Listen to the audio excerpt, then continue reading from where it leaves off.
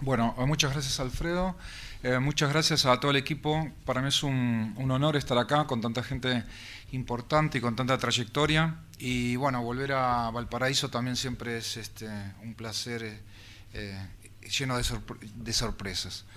Ok, en relación, lamento también estar nada más que el último día del coloquio, pero por temas de trabajo y de viajes no pude venir en la semana. Ya hoy, con lo que escuché esta mañana y conviviendo un poco la grilla de todas las exposiciones, evidentemente como que me perdí una gran parte de, de ideas y de cruces e incluso de diferentes opiniones o de polémicas que enriquecen muchísimo cualquier visión, no solamente del cine como tal, sino de un pensamiento centrado en América Latina a partir de los archivos, las cinematecas, la conservación, lo que puede implicar pensar hoy un pasado a partir de una memoria audiovisual, y que creo que son temas siempre no solamente cruciales, sino que están permanentemente en cuestionamiento en base a estos cambios tan violentos que hay en lo que puede implicar la desaparición de la materialidad del cine, la dificultad para filmar, entre comillas, como tal, etcétera, etcétera, y que me parecen que traen a colación algunos temas que tienen que ver con esta propuesta que me hizo Alfredo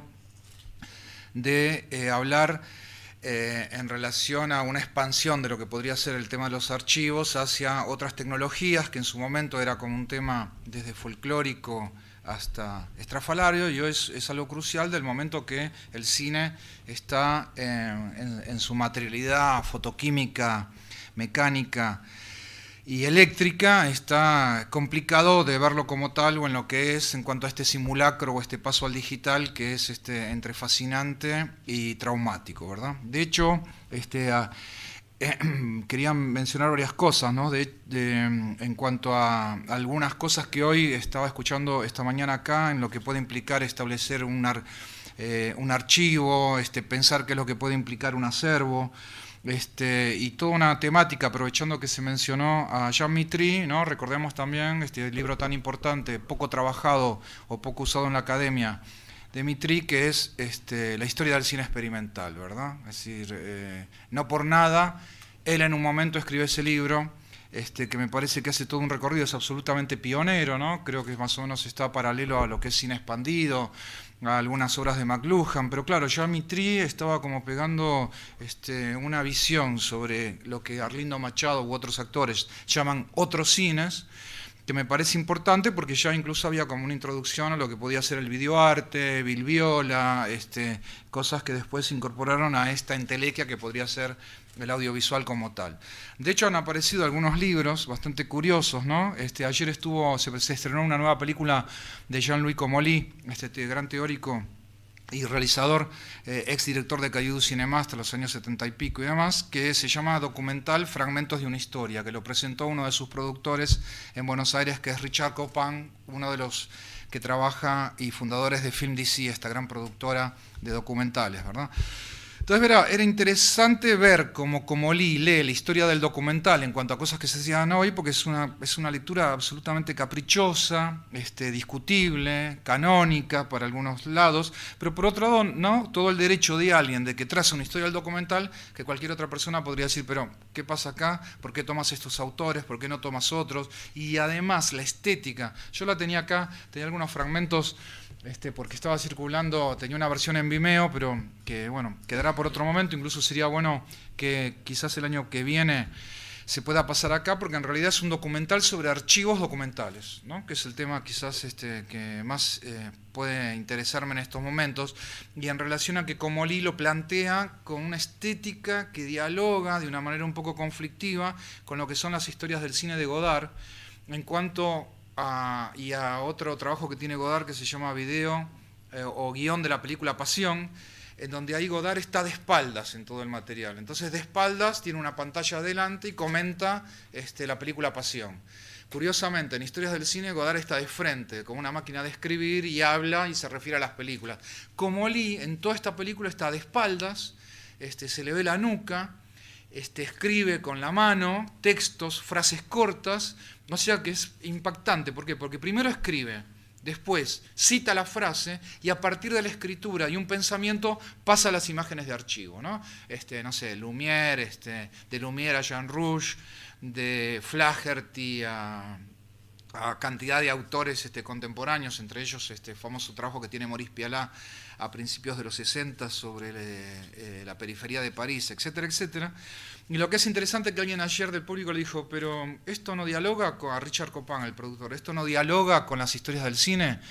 Y le dice, no sé, pues no las conozco, no soy cinéfilo, le dijo, ¿no? Un poco para desvalorizar el trabajo de Godard, ¿verdad?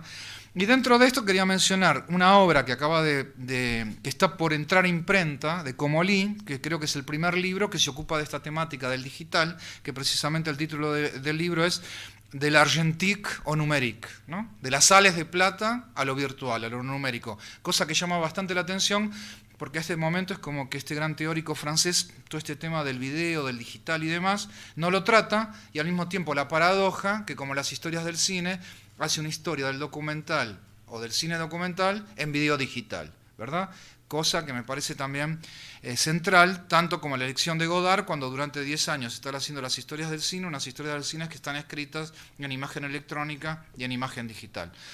Recordemos otro trabajo que también, un libro que acaba de salir, que el año pasado lo comentábamos con Eduardo Russo, que también es el primer libro de Jacomon, que habla de YouTube, que habla de los teléfonos celulares, y él, curiosamente, el libro se llama ¿Qué queda del cine? ¿Qué reste-t-il du cinéma?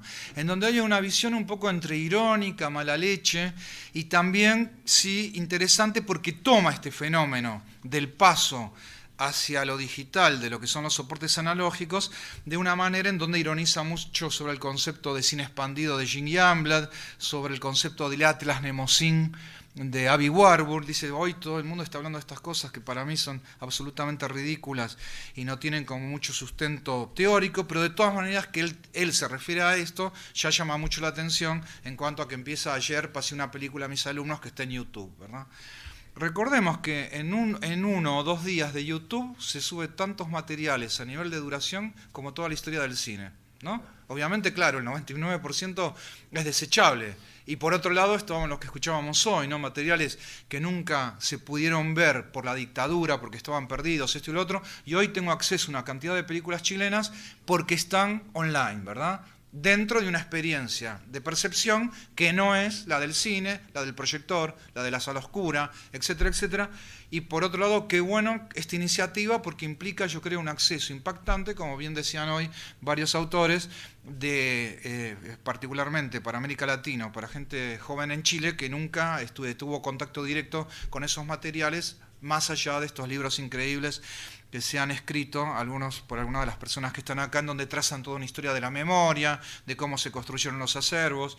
De hecho, yo siempre que vengo acá ya me estoy llevando varios libros más. Creo que se ha hecho en Chile un trabajo increíble desde diferentes lugares, no importa si fue la Cineteca, la Cinemateca, los archivos de acá o de allá, pero hay material de uno que creo que en estos momentos se está convirtiendo no solamente en una recuperación de la memoria, sino en un pensamiento sobre cómo recopilar, sobre cómo compilar. Y de hecho me interesa mucho este término, compilar, porque compilación en informática tiene un significado que es escribir un nuevo lenguaje, ¿no?, de algoritmos para interpretar otros lenguajes anteriores también de algoritmos. Y de alguna manera es esta problemática que nos interesa tanto, ¿no? ¿Qué pasa con este paso de lo fotoquímico o de lo electrónico al digital? En cuanto incluso a unos autores, como un famoso profesor que hay en la Escuela de Negocios de Londres, que se llama Kalínicos, que ya plantea todo esto dentro de lo que es economía de información de bits. Economía de información de lo que puede ser el traslado al digital. De hecho está creo que hay una persona que es el nieto de José Carlos Mareátegui, que tiene como un lugar de una institución en Lima que se llama ATA, que acaba de hacer un doctorado con este señor, en Londres, en relación a cómo pienso hoy la imagen del momento que tiene otro soporte, o que ya no sé, la gente no habla más de 90 bytes, de 90 minutos, 120 minutos, tanta duración, sino que hablamos de bytes. De hecho, acá le estaba mostrando al amigo mi nueva adquisición. ¿Dónde está mi disco duro? Por favor. ¿No? Que acá hay 1 tera, ¿verdad? En este tamaño tan chiquitito, de memoria, donde puede haber una cantidad así increíble de largometrajes. De hecho, Eduardo Russo me prestó un montón de materiales o me pasó por internet de películas argentinas, Garage Olimpo, la película de H y demás, me las pasó por internet, entró a mi computadora y ahora las tengo ahí para llevármelas a Colombia, ¿verdad? Entonces, ¿qué pasa con todos estos pasos en relación a los soportes como tal y a otros temas que me interesaban muchísimo en base a una lectura que se puede hacer hoy desde estos soportes mal llamados nuevas tecnologías o del arte contemporáneo en base a pensar el cine? Por un lado, genial, ¿no? Está todo este simulacro, esta especie de copia, esto que estoy viendo películas en un soporte, en soportes que no son cinematográficos, que bueno, hoy no queda otra, salvo estos trabajos excepcionales o este lujo esta semana, ¿no? De poder ir a un cine y ver una película proyectada, es como, no sé, ir a la Meca y estar ahí en contacto con lo que puede ser lo que dejó la persona que pensó el Corán, en cuanto a estar en un lugar donde se respeta ese mito original que sería el del cine en su soporte original, que sería la proyección, el desfile de los fotogramas, la sombra, el haz de luz, el choque de la luz con una pantalla blanca. Bien, entonces dentro de esto quería mostrar algunos materiales que me parecieron interesantes para repensar toda esta cuestión del archivo desde un lugar precisamente que implica esta confluencia de medios en relación a pasos y soportes, donde ya no nos ocuparíamos tanto de la circulación del cine en otro soporte para ver algo que es un largometraje, sino de una captura del cine por parte de lo que puede ser no solamente su traslado a bits, sino de procesarlo a través de un programa y que ese programa se pueda transformar en una visión del cine en donde podríamos recuperar esa frase, ¿no? El video piensa el cine, en este caso la imagen digital podría llegar a darnos algunas pistas sobre lo que fue el cine. Me interesaba mucho esta cuestión de la virtualización del cine como pensamiento o el traslado al arte contemporáneo bajo básicamente la forma de instalación en donde pienso al cine desde el espacio expositivo de la galería o del museo. Básicamente eran los dos ejes que quería tratar. Bien, el año pasado mostramos la decadencia de la ficción, no, ¿verdad? Bueno, vamos a poner otro título.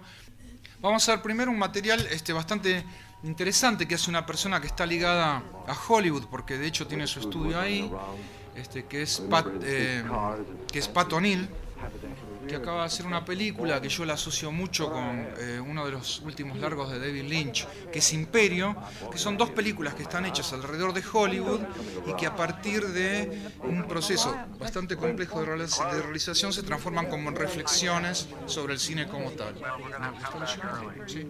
Bien. Entonces, esta película es una película, circula como película, en versiones incluso en 35 milímetros, curiosamente se llama The Decay of Fiction. Esta película está hecha en el Hotel Ambassador, un hotel que fue demolido hace unos años en el centro de Los Ángeles, en Downtown Los Ángeles, que de hecho para muchos funcionaba como una especie de sucursal de los grandes estudios cuando todavía existían las majors, en donde, de hecho era un lugar donde se juntaban, no sé, lo que se llamaban los nababs, ¿no?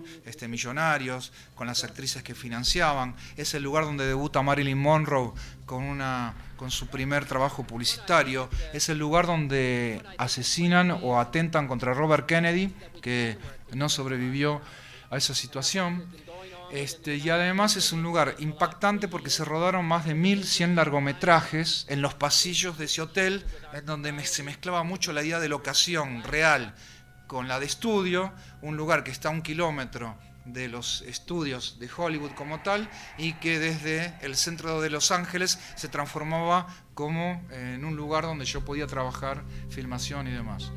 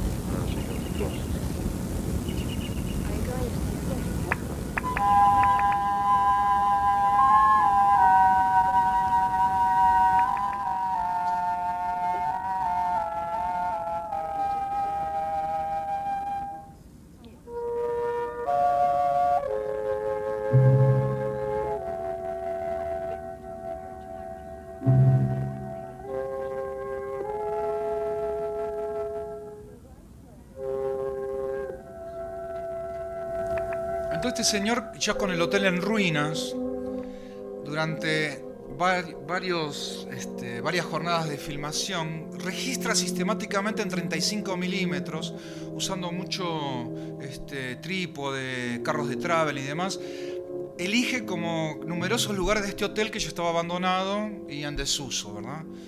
Entonces, una vez que captura esas imágenes, las procesa en un computador y las equipara o compara con viejas imágenes de películas o escenas filmadas en ese mismo lugar. Y las recrea en estudio. O sea que la locación real sirve como fondo de una filmación, o mejor dicho, de una grabación en video digital, en donde actores con ropas de época mimetizan fragmentos de películas ya hechas ahí.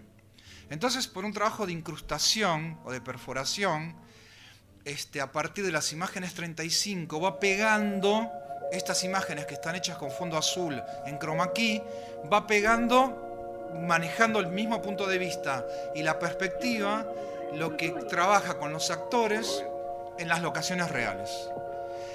Y para jugar un poco, quizás es un poco obvio, pero es interesante, ¿no? Descorporiza, vuelve como fantasmas esos actores.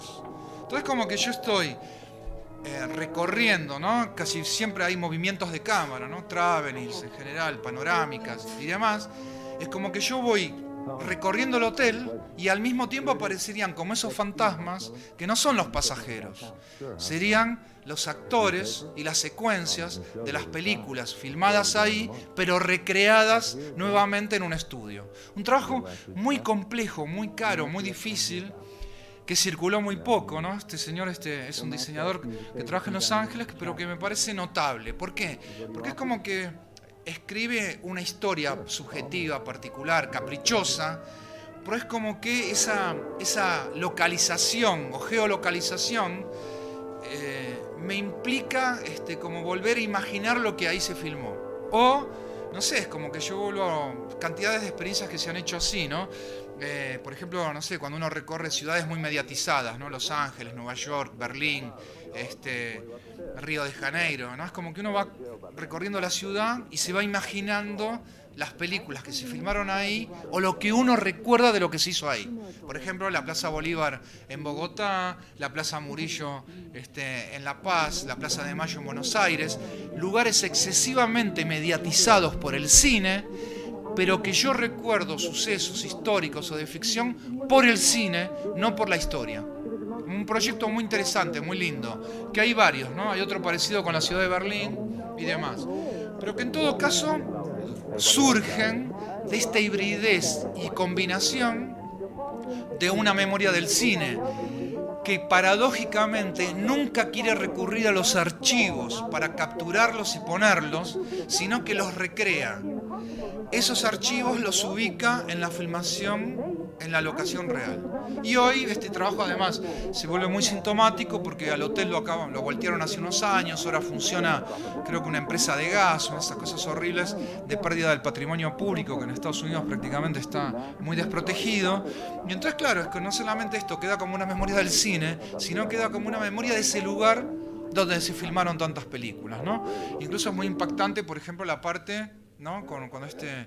Cuando Robert Kennedy ¿no? vuelve a la campaña presidencial, a las primarias del Partido Demócrata, que hay una secuencia que es muy impactante, y bueno, cuando este señor que supuestamente aparece ahí, alguna persona de origen egipcio, que lo acusan de ser el que hizo el atentado, tipo Oswald, pero no, lugares que quedan marcados por la historia, ¿no? Y en este caso, la historia del cine, la historia real.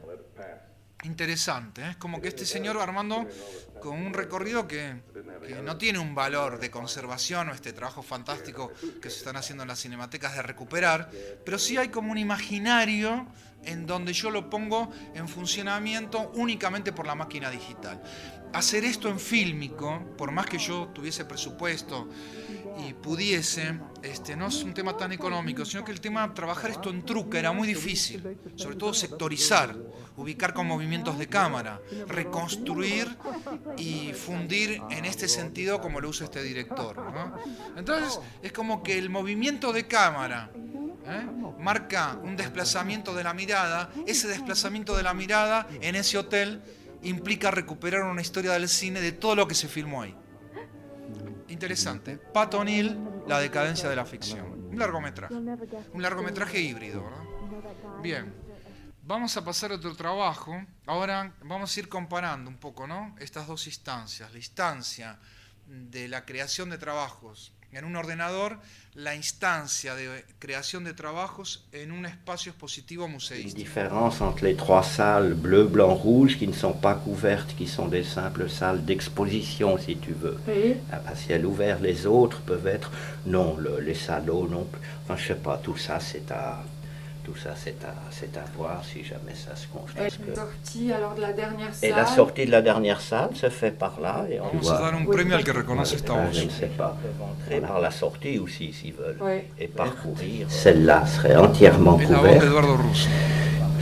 Celle-là, ce qu'on peut dire dans la salle toute noire ici de la caméra, c'est que peut-être on pourrait mettre comme le petit Pousset, des petits cailloux, des petites pastes lumineuses qui inscrivent un trajet, qui puissent suivre dans le noir, si tu veux, voilà.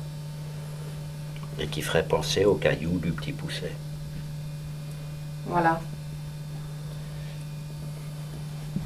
Merci.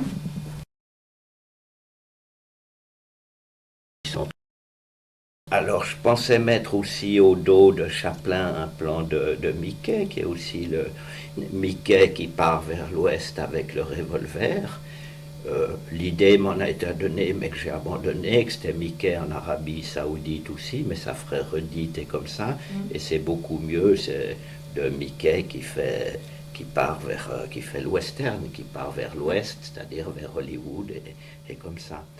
Alors, il y a un truc par rapport a la lumière. Entonces, la voz de Godard, en un trabajo así absolutamente increíble que él hace, siguiendo toda esta saga de las historias del cine, o de los videos Video de Pasión, Yo te saludo María, y Sálvese quien pueda, ¿no? Esas construcciones tan raras que hacía él en un momento en video analógico, una vez que terminaba una película, que era como un ensayo sobre la película que acababa de terminar, y al mismo tiempo, ¿no?, en una actitud así bastante perversa, que las llama guiones, ¿no? Por más que no son guiones, son como instancias de pensamiento que hacía en video sobre proyectos. Tiene 7 hechos, de los cuales 3 los terminó, los editó y circularon públicamente, un poco como antecedentes de lo que fueron las historias del cine, donde ya directamente es como un megatexto, ¿no?, que de una manera muy particular, siguiendo esas clases que hizo en la Escuela de Cine de Montreal, y del libro Introducción a una verdadera historia del cine, construye esta especie de atlas y de su visión de lo que puede ser el cine como tal.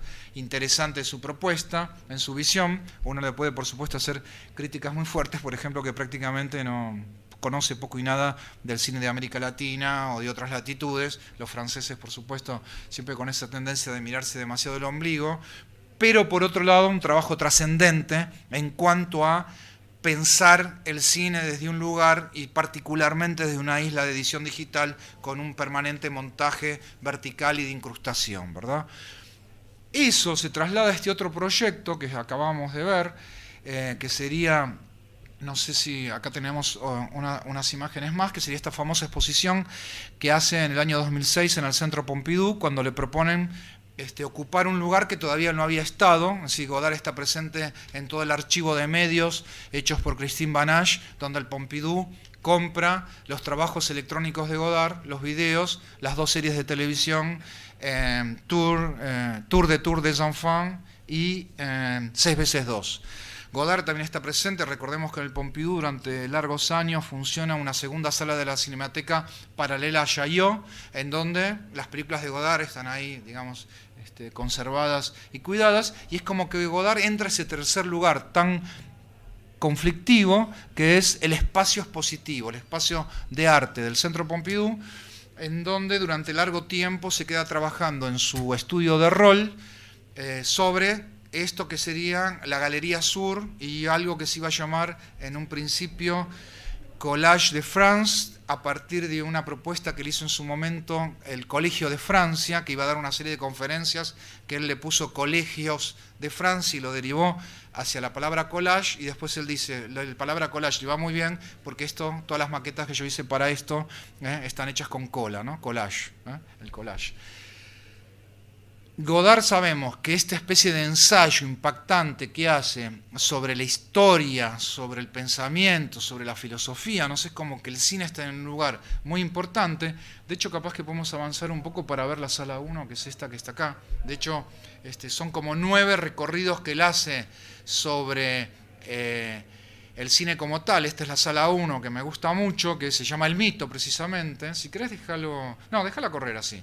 En donde tenemos un proyector de cine que está proyectando una película de Chaplin en fílmico, ¿verdad?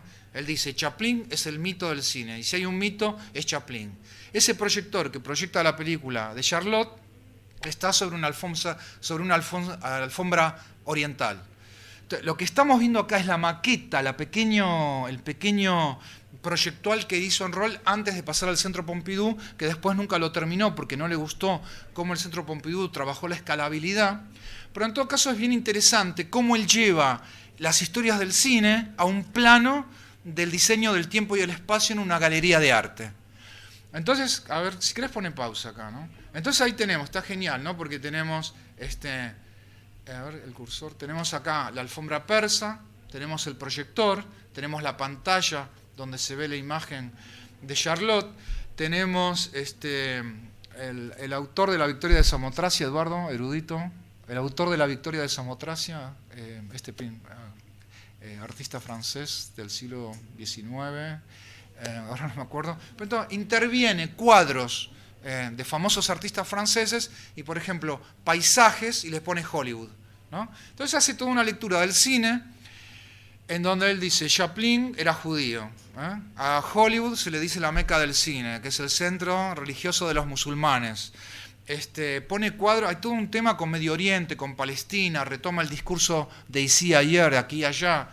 Hay fotos de Hannah Arendt, hay todo lecturas de lo que fue el Holocausto. Entonces arma todo un discurso sobre Hollywood absolutamente particular a partir de proyecciones, de objetos, de textos, de libros, de referencias de las artes visuales clásicas, del cine.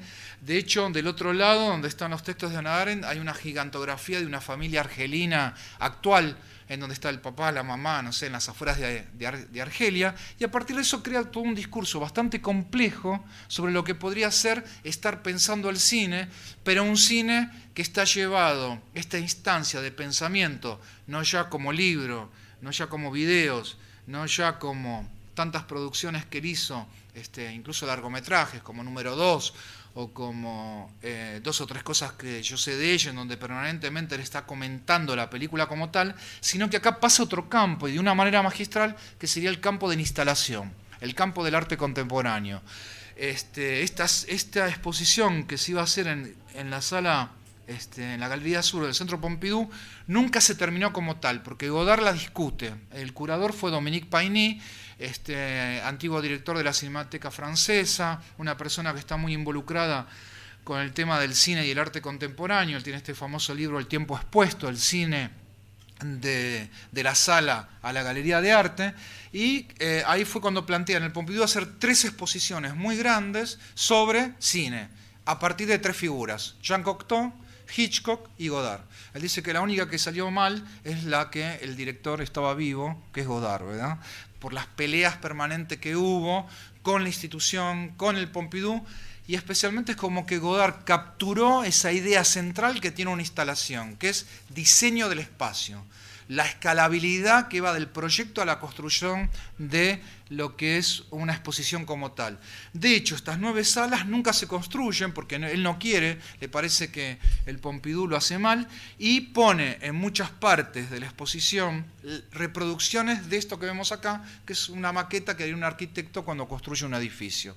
¿Por qué la maqueta? Y bueno, porque precisamente es uno de los pocos elementos que también mucha gente decide trabajarlas en forma virtual, con programas 3D, con diferentes, no sé, incluso con programas que se usan en arquitectura o el After Effects y demás, porque la maqueta es como que viene a resumir una especie de traslado de lo que sería el guión, el storyboard para una película lineal, y en este caso un diseño de hábitat que necesita pensamiento no solamente de espacio, sino también de tiempo, es decir, qué quiero que haga el espectador que entre a este mundo fantasmagórico, y de hecho permanentemente cuando él recorre, es decir, él acá está contando qué es lo que quiere hacer en el Pompidou, él dice, el espectador entra por acá, sale por acá, mira para allá, ¿no? Toda esa idea de movimiento o de una percepción que no es la de la persona que está sentada en una butaca. Un trabajo muy sorprendente, ¿no? Porque es de una profundidad absolutamente desbordante y donde este señor lleva este discurso sobre el cine hacia las instalaciones. De hecho, este año, vemos los archivitos que tenemos acá, otro teórico de la imagen, otro filósofo, es difícil calificarlo porque hace muchas cosas, de hecho ahora se está presentando entre comillas como curador, por más que él permanentemente dice que no es curador. Entonces es una exposición que acaba de tener, estuvo desde febrero a marzo y acaba de cerrar la semana pasada en el Palacio de Tokio, en este lugar vinculado a lo que era el Museo de Arte Moderno de Nueva York y demás. Es una propuesta de George Didi Uberman, que hace con otro artista cercano, que hace toda la parte del primer piso, que son imágenes fotográficas que no me quiero referir ahora, porque no tienen demasiado vínculo con lo que es este traslado que hace Warburg del tablero 42 del Atlas Mnemosyne, que hace Uberman del tablero 42 del Atlas Mnemosyne de Warburg. Warburg, como sabemos, tenía todo un sistema comparado de estudio de la historia del arte, ¿no? Que podríamos, nos hace recordar después a lo que hizo André Malraux con el Museo Imaginario, y otros autores más contemporáneos como David Hockney, con este libro que tiene El Conocimiento Secreto, donde básicamente yo tomo reproducciones de la historia del cine, de la historia del arte, y mezclando esculturas, pinturas, murales y demás, yo empiezo como a elaborar teorías del hombre, ¿no? Incluso filosóficas, de cómo el hombre representa la muerte, la desgracia, el famoso tablero 42, ¿no? Es muy intenso como idea, y en donde ese sistema comparado de reproducciones que utilizaba Warburg para dar clases y para pensar el arte, Uberman lo traslada al espacio expositivo del museo, en este caso una superficie similar a la de la Galería Sur del Pompidou, 1100 metros cuadrados, un trabajo así como muy alucinatorio en el sentido literal del término, porque es una sala donde yo entraba y es como que me voy, incluso por ahí vemos algunas personas, tengo un primer piso o el mismo piso del museo, en donde yo voy caminando por la historia del cine, ¿no? De hecho, incluso hay materiales que se van a pasar esta semana acá, ¿no? El acorazado Potemkin, ahí estamos pasando por fragmentos de Juana de Arco de Dreyer, hay películas de Glauber Rocha, de Theodorus Angelopoulos, son 24 películas que de alguna manera Uberman piensa que remite al mismo pensamiento de Warburg cuando quiere trabajar la representación de la desgracia, de la tristeza, de la muerte. Puede ser discutible, y la verdad que uno podría decir, bueno, están estas películas, podrían haber otras, ¿verdad? Pero lo que es impactante es ese museo del cine que ya está fuera de la sala oscura, ya está fuera de Chaillot. De hecho, este museo del Palacio de Tokio está a 4 cuadras de donde estaba la antigua Cinemateca Francesa, ¿no? El lugar de este templo de Langlois, y es como que yo entro a este lugar y voy caminando entre las películas, ¿no? De hecho, ahí vemos escenas con Falconetti y Artaud, y salgo de ahí, voy caminando y piso, incluso estaba prohibido pisar sobre las imágenes porque para dar este efecto de fantasmagoría pintaron de blanco las pantallas, entonces era una sala negra sobre la cual estaban las películas. Pero lo que era impactante precisamente era cuando yo entraba en las imágenes, no sé, algo que creo que nunca fue soñado de esta manera, ¿no? Siempre estuvo el mito de yo entrar a una película, ¿no? Desde La Rosa Púrpura del Cairo a Buster Keaton, ¿no? Pero acá es yo como espectador camino sobre las proyecciones. Es como un mundo de fantasmas de cine. Trabajo interesante. Puede gustar o no, pero en todo caso, tanto Godard como Uberman están llevando un discurso sobre el cine al museo contemporáneo. Y a mí me parece que ahí hay algo interesante. Veamos otro material. Incluso podríamos, creo que todo el mundo debe conocer esta famosa película de Nicolas Ray, No podemos volver a casa por nosotros, ¿verdad? Que fue el proyecto que lo capturó los últimos años de su vida, ¿no? Es como que quizás ya muy enfermo, ¿no? Con el cáncer muy avanzado, era como su gran actividad en Nueva York, ¿no? Sabemos que Ray en un momento, además de entrar en conflicto y de separarse de Hollywood, y de plantearse otro tipo de vida en Nueva York, ¿no? Que curiosamente es la antítesis de Los Ángeles, desarrolla todo un sistema de trabajo en donde recupera archivos de este famoso workshop que había hecho en un college de New Jersey, y obsesivamente lo edita, lo reedita, ¿no? Mejor dicho, lo monta, lo remonta, y de hecho ustedes recordarán que en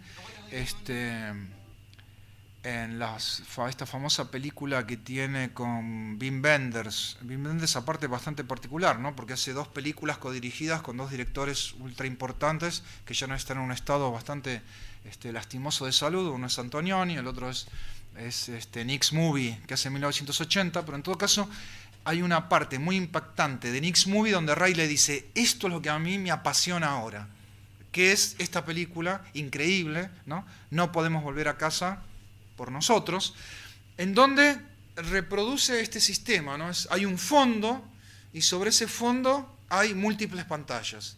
En esas pantallas va trabajando imágenes de archivos de la famosa convención de Chicago del Partido Demócrata, una época muy militante, y lo va uniendo con las imágenes de cuando él da clases de cine a un grupo de estudiantes, donde él trabaja, participa, actúa, habla con la gente, todo un juego bastante increíble entre ficción y realidad. Y habría una cuarta pantalla, si querés podemos adelantar un poco, que está totalmente trabajada con sintetizador. Recordemos que en ese momento no existía ningún tipo de computador que pueda manipular audiovisual, salvo, si querés ponerle sonido, estas experiencias que estaba haciendo Nam June-pei con Woody Bazooka, donde estaban usando estas máquinas de manipulación de sonido, el sintetizador, el Moog o que crea Bazooka, y que es esta imagen que tenemos arriba a la derecha. Entonces Ray le dice: quiero trabajar también con imagen digital. Un trabajo así absolutamente laberíntico, impactante, donde permanentemente tengo 4 pantallas en escena. Básicamente una instalación, ¿verdad? No solamente porque requeriría un cierto movimiento del cuerpo, sino porque la vista no llega a abarcar nunca el todo. Entonces aparece esto que la instalación contemporánea está trabajando con tanta, focalizándose muy intensamente en eso, ¿no? Entonces tenemos las escenas que hacen los chicos durante el workshop, las discusiones sobre esas escenas con Nicolas Ray, imágenes de archivos de cuando Nicolas Ray era muy joven y estaba trabajando en documental, imágenes procesadas por sintetizador. Recordemos, ¿no? 55 días en Pekín, creo que está hecha en España, reconstruyendo todo lo que es China. Películas que hoy costarían, no sé, $400 millones. No hablemos de Rebeldes sin Causa, de Johnny Guitar. Si este señor que estaba en el centro, quizás, aparte de otro de los directores inteligentes que tuvo Hollywood, se sale de esa máquina y ya en el último periodo de su vida se dedica a este tipo de trabajo. Pues este tipo de trabajo, ¿qué sería? Y como una reflexión sobre todo lo que filmó anteriormente. Y bajo esta forma espacial, en donde ya no monta por jerarquía y por orden, toma corte, sino que es imagen, imagen, imagen, imagen. Obviamente nos recordamos del Napoleón de Abel Gance, pero desde otro lugar. Pero sí esta idea del recurso a la simultaneidad de pantallas en un mismo cuadro. Un trabajo increíble, ¿verdad? Pionero absoluto, no sé, tiene décadas, ¿no? Y además me parece muy sintomático, ¿no? Es lo último que hace, y de hecho es el hijo y la mujer los que lo continúan. Recordemos que se acaba de editar en español como crónicas personales de Nicolas Ray, que es este libro que se publicó en México con el nombre el año pasado de Me interrumpieron, a mí me han interrumpido, y nosotros lo asociamos mucho con esto, ¿no? Con la experimentación, con el work in progress, con estas cosas bien interesantes que decía Luis esta mañana, ¿no? La máquina de Hollywood, el terminar, el hacer productos iguales pero diferentes. Acá es la obra abierta, no hay plazos, no hay dinero. Me dedico a eso hasta cuando yo considero que está terminado, nunca lo termino, ¿no? Bien. Vamos a ver otro trabajo, ya vamos a ver un par de opciones de trabajos que están hechos en América Latina que nos remiten este discurso del cine vinculado con las instalaciones, vinculado con la programación. Uno de ellos es de un autor argentino que trabaja hace mucho tiempo en Barcelona, de hecho es argentino pero tiene, no sé, es origen danés, pasaporte italiano, ahora se casó con una chica israelí que es Iván Marino. Cuando para un proyecto que se hace, no les quiero mentir, en Ámsterdam, crea esto que es como un poco complicado de explicar, por eso es que tenemos esta documentación que está buenísima, que de alguna manera se parece un poco al proyectual de Godard, ¿no? Godard es una maqueta para explicar lo que quiere en el Pompidou, y de hecho se hacen dos películas. Una la que hace Godard, que se llama Maqueta de una exposición, la otra es la que hace Alain Fleischer, que se llama Fragmentos de conversación con Jean-Luc Godard. Entonces este es también, ¿no? Esta cosa del recurso al archivo y a la memoria del cine, como esta memoria del cine se transforma en algo que sería como un proyecto multimedia y demás. Este trabajo es una fórmula matemática que es Pn igual a n con signos de exclamación. Básicamente lo que hace él es toma una de las escenas más impactantes de Juana de Arco, de Dreyer, y esos fragmentos de película los convierte en files, ¿no? ¿No tenemos suerte? Bueno, qué pena. Todo esto está en una página web, pero tampoco tenemos internet, pero bueno, los puedo explicar, que no es lo ideal. Pero básicamente, ¿qué hace? Convierte las 44, 45 tomas de las escenas de la tortura a Juana de Arco, a Falconetti, donde hay un trabajo de montaje soberbio, en donde están los monjes, está Artaud, está ella, genial. A ver, vamos a PNN. No a PN, a PNN igual N. Esto es documentación para unas instalaciones, para un proyecto de instalación que quiere conseguir que lo muestren o conseguir financiamiento. Si querés subirle un poco el sonido. Un poquito.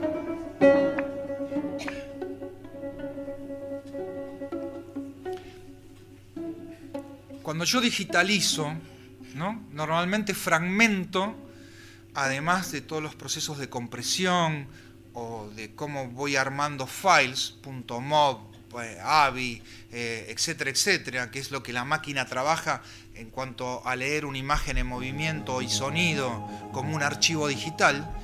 Pero eso quizás no sea lo más interesante de la informatización del audiovisual, sino que esos files yo los puedo convertir a partir de lo que llamamos software de medios o media software, los puedo procesar, los puedo manipular, los puedo convertir en otra cosa. No es que digitalizo para poner mi película en YouTube, para ponerla en Vimeo, para verla linealmente, sino que acá en este caso es que digitalizo y de alguna manera escribo un algoritmo, un programa para interpretar esas imágenes. Entonces este señor tiene toda una teoría, ¿no? Interesante de cómo maneja Dreyer, no solamente el montaje, sino toda esta dureza del momento quizás más crucial y terrible de la película sobre Juana de Arco, que es la escena de la tortura, que es puro montaje, y de cómo la variación a partir de un programa de la secuencia de las 44 tomas, de acuerdo a la configuración que va creando el programa, siempre hay como un mensaje que es similar, que sería esa combinatoria de tomas siempre lleva como a un resultado muy impactante en lo que puede ser lograr angustia, denuncia, etcétera, etcétera. Entonces está muy bueno, porque esto en realidad es lo que veo en la instalación, en donde tengo las imágenes de Juana de Arco y tengo los pequeños archivos de las tomas que el programa va eligiendo y va disparando. No es un proyecto interactivo porque no hay nada que hacer, pero sí es autogenerativo. Permanentemente el programa toma los archivos y los manda en base a una programación a la imagen. Y es lo que tengo en la escritura de Flash, en los números y caracteres que tengo adelante. Entonces uno dice, bueno, ¿cómo se atreve esta persona a tocar esta película que es así un mito de la historia del cine, un monumento? Pero en realidad lo que él está poniendo es la base de la intervención sobre la película, que es la escritura del programa, que es lo que va disparando las imágenes, y es como un estudio muy profundo, ¿no?, de cómo Dreyer trabajaba montaje. Yo creo que es una casualidad, pero este chico es rosarino. Los rosarinos tienen una especie de pasión por Falconetti. Sabéis que acaba de terminar una película sobre esta actriz italiana que termina sus días en Rosario. Yo creo que también hay como un trabajo que ellos quieren hacer con la manera en que Dreyer trabaja el cuerpo y la imagen de esta mujer. Y a su vez sería como un estudio de montaje. Porque lo más brillante, ¿de dónde está? En lo que hace Dreyer, ¿verdad? ¿Qué es lo que hace el programa? Desarma la secuencia y la recombina en sus tomas en combinaciones infinitas. Únicamente lo puede hacer un ordenador, ¿verdad? Yo nunca llegaría a hacer eso en una moviola o en una isla de edición. Bien. Sí, no se terminaron de espantar con estos trabajos. Hay alguna gente que lo nota como que uno se está abusando, violando la historia del cine, pero en realidad a mí me parece interesante porque son como instancias de pensamiento que con mucho respeto toman la historia del cine e intentan elaborar una teoría, pero porque hay una escritura y un diseño de programación. De ahí que muchos consideran el trabajo de puesta en escena vinculado a la escritura de un programa, ¿verdad? Bien, a ver, creo que la tenemos acá.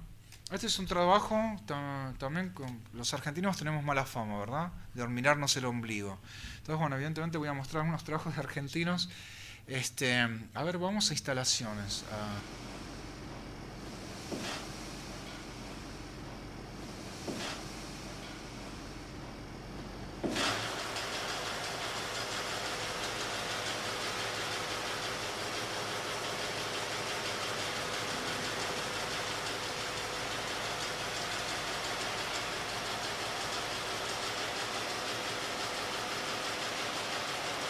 Bueno, entonces bastante particular porque también se relaciona con algunas cosas que se charlaron hoy acá, en lo que pueden implicar.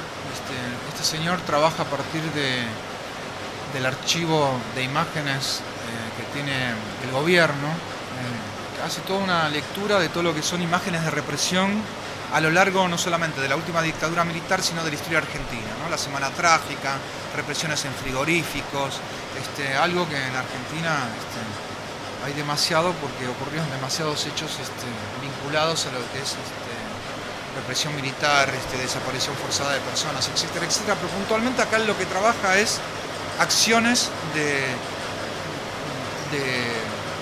directamente de disparar, de pegar, de accionar sobre manifestantes, obreros, opositores. Entonces De Negri, ¿qué es lo que hace? Arma un montaje con las imágenes de archivos, trabaja en 16, hay otro trabajo muy interesante que tiene en 35 milímetros, y ese montaje lo lleva a una instancia escultórica, pero con la máquina de cine. No le gusta trabajar con digital, no le gusta trabajar con video. Entonces pone al proyector de cine en el medio de la sala. Y a partir de ahí crea una escultura, que es el proyector, que es el rollo, que es el archivo fílmico, pero que a su vez lo extiende al espacio. Entonces la película entra al proyector, el proyector la lee, ¿no? Se proyecta, sale del proyector y empieza a recorrer la galería de arte. Entonces todo un sistema en donde la película va a unos rodillos, parece como un telar, parece como una fábrica, nos remite a la época industrial del cine, y la película viaja, corre por los rodillos, y al correr por los rodillos arma una pantalla donde se proyecta la misma película. Es decir, proyecto sobre fílmico. El fílmico se convierte por un lado en la esencia de la imagen y por otro lado en la textura donde esas imágenes se ven proyectadas a 4 o 5 metros. Aparte parecería donde yo estoy, no sé, en una locomotora o en una máquina, ¿no? Nos remite incluso hasta, nos hace recordar escenas del cine ruso, ¿no? Es decir, en este caso muy diferente a lo que veíamos de Godard o de Die Uberman. ¿Por qué? Porque vemos el cine invadiendo el espacio de arte contemporáneo y a partir de ahí toda una generación de imágenes y demás bastante impactante. Este artista que de hecho es egresado de la Universidad del Cine, se está dedicando únicamente a este trabajo, ¿no? A una arqueología de lo que podría ser la máquina cine como tal. Bien, y vamos a pasar al último trabajo, quizás el más controvertido, que es una obra de un director de cine. En estos momentos hay un movimiento muy fuerte de lo que todos quieren llamar nuevo cine brasileño, que es todo este grupo de gente que está haciendo cine en el nordeste de Brasil, centralizados en la ciudad de Recife. Creo, no sé si llegó a Chile, una película muy interesante que se llama El sonido alrededor, que le están pasando por cable.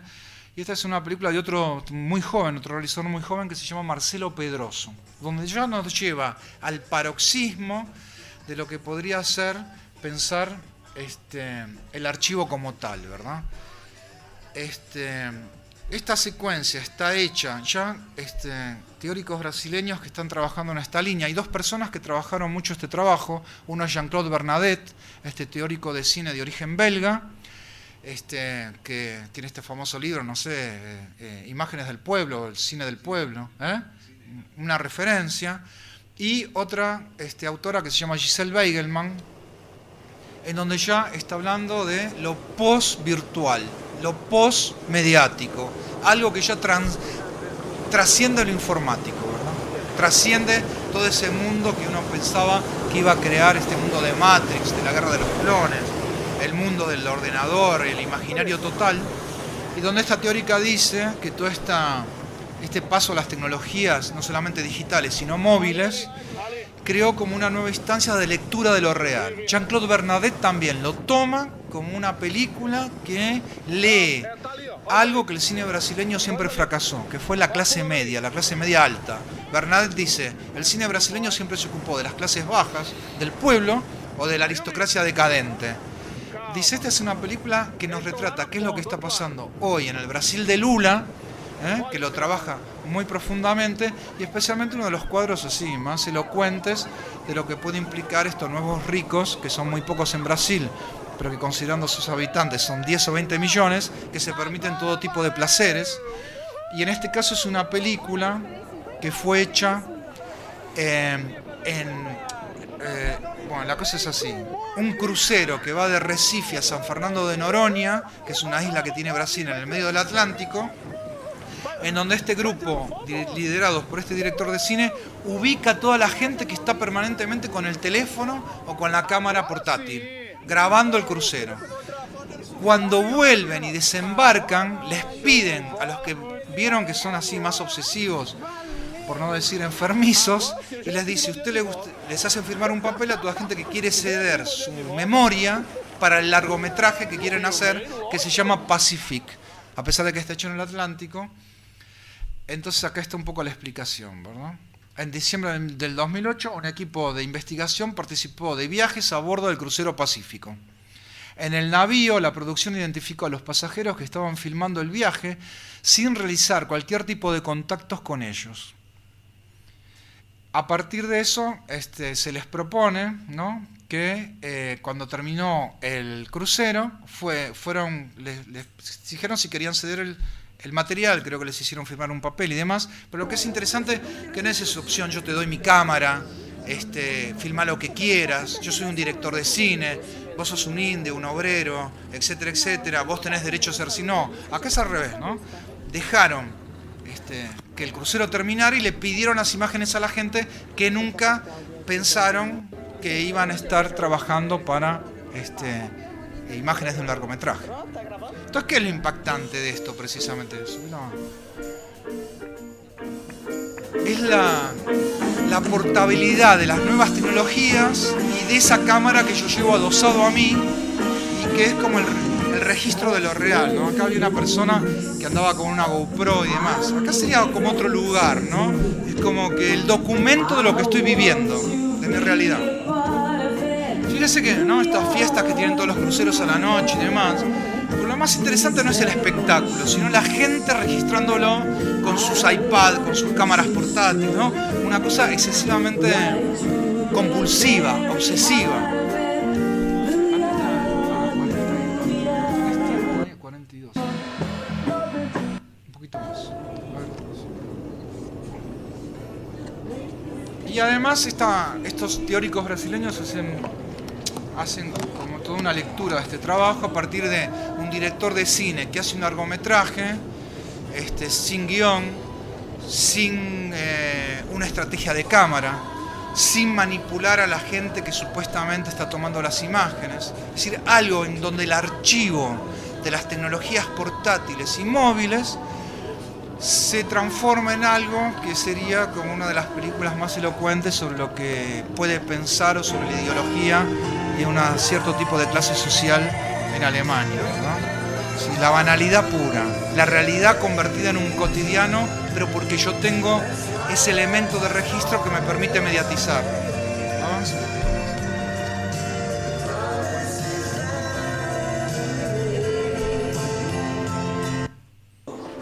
2 AS. Lida, mana. Incluso algunos teóricos, acá hay una remake de una película de James Cameron que se llama Titanic, ¿verdad? Entonces, claro, ¿no? Toda una serie de valores, de pensamientos, ¿no? Nunca hay opciones importantes. Cualquier persona puede decir, bueno, wow, hay conflictos, hay escenas de sexo íntimas. Nada que ver, ¿no? Es la banalidad absoluta llevada a un registro permanente de lo que puede ser 24 horas de estar en un crucero, y a partir de eso, claro, hay un trabajo muy sofisticado de montaje, armar un largometraje de archivos en donde el concepto de fan footage ya se traslada a un archivo recuperado, pero que no nos interesa por su valor en la historia del cine, sino que por su extrema superficialidad puede armar como un manifiesto de qué es lo que implica hoy estar consumiendo este tipo de espectáculos turísticos, y donde lo importante no es precisamente vivirlo, sino registrarlo. ¿Con qué lo registramos? Con el iPhone, con el teléfono portátil, con la pequeña camarita, ¿no? Como una estética bastante particular y que Marcelo Pedroso la usa de una manera brillante. Entonces, a partir de eso, como 3 recorridos, ¿no? Por un lado, la digitalización del cine y armar obras que tienen que ver con un pensamiento sobre el cine. Otro, ese pasaje desde el arte contemporáneo, en donde yo construyo algo que lo determino o lo podríamos calificar por algo que no tiene una sistemática. Únicamente yo puedo pensar la instalación desde una pragmática, desde el análisis de obras, porque es muy difícil como plantear las líneas de fuerza conceptuales ideológicas, pero que evidentemente hoy hay una cantidad muy grande de realizadores. De hecho, hay muchos chilenos, por no mencionar la obra de Juan Downey, que en estos momentos ocupa un lugar central en la Bienal de San Pablo, el trabajo de Downey con la gente de los indios Yanomami, el Orinoco, ¿no? En donde vos estás en la Bienal de San Pablo y vas caminando por la obra de Downey. Fue puesta como en una escena muy prestigiosa y privilegiada, que precisamente no son los materiales de video o esta famosa obra que tiene, que es Laughing Alligator, hecho en Venezuela. Recordemos que Downey, ¿no? Este gran realizador chileno, es la primera persona que crea un trabajo interactivo en América Latina, cuando crea su famoso disco láser sobre Juan Sebastián Bach, que es una versión interactiva sobre la famosa película que hace trabajando con el músico alemán. La instalación, hoy hay una cantidad muy grande de directores de cine, jóvenes, viejos, Godard, Greenaway, Harun Farocki, es interminable la lista, y además hay toda una serie de realizadores jóvenes, particularmente en América Latina, que están llevando un discurso del cine hacia lo museístico. Y finalmente, esto que puede implicar, que volvemos a lo que sería el cine calculado o el cine programado, un lugar de construcción de obras desde el ordenador, que ya no es la digitalización, la conservación, la distribución a través de las redes, sino utilizar la programación para producir algún tipo de pensamiento, una especie de atlas de lo que podría ser una historia del cine, fragmentos de memoria, etcétera, etcétera, que son interesantes porque no es el ordenador o las redes únicamente para vehiculizar, sino también para pensar, que yo pienso que ahí también tiene muchas posibilidades. Bueno, básicamente esto.